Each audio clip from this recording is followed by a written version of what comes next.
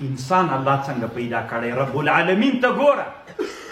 تا خو بس همدا ویلې رب العالمین تی رب مضاف رب العالمین مضاف الیه مضاف سره مضاف الیه خدای کوي چې همدا علم ده د علم وپېژنه رب العالمین طالبانو سراب پېژنئ سراب لورې دښته کې چې داسې ورګورې که نه مر وي هلته سړي ته اوبه غوندې ښکاري سترګې څه وایي سترګې اوبه دي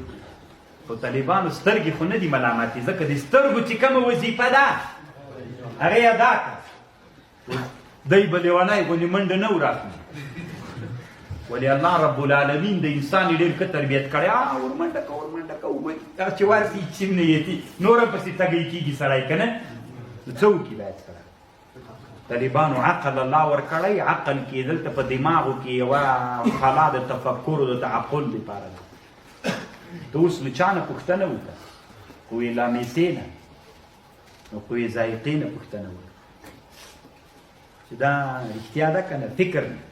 اوس سترګو خپل حق ادا که ته عقل او انسانه منډه مه وراخله تفکر وکړه چې دا رښتیا دي که نه دي د سترګو خو همدا حق لکه اوبه ورته ښکاري یو مڼه د طالبانو چا جوړه کړله مصنوعي مڼه ده له کاپور نه رنګ یې د مڼې ورکړی د ما ته راوړله ده هسې خوندوره خطرناکه له کاپور نه یې جوړ کړی رنګ یې د مڼې ورکړی ما ته یې راکړه نو زه به وایم چې دا مڼه د طالبانو سترګو خپل حق ادا کړو که یې نه کړو ادا یې کړو زه به اوس طالبانو دستي وایم چې دا مڼه ده که تفکر ته ضرورت دماغ قوه متفکره به استعانت له چا نه غواړي له ذایقې نه او له لامېسې نه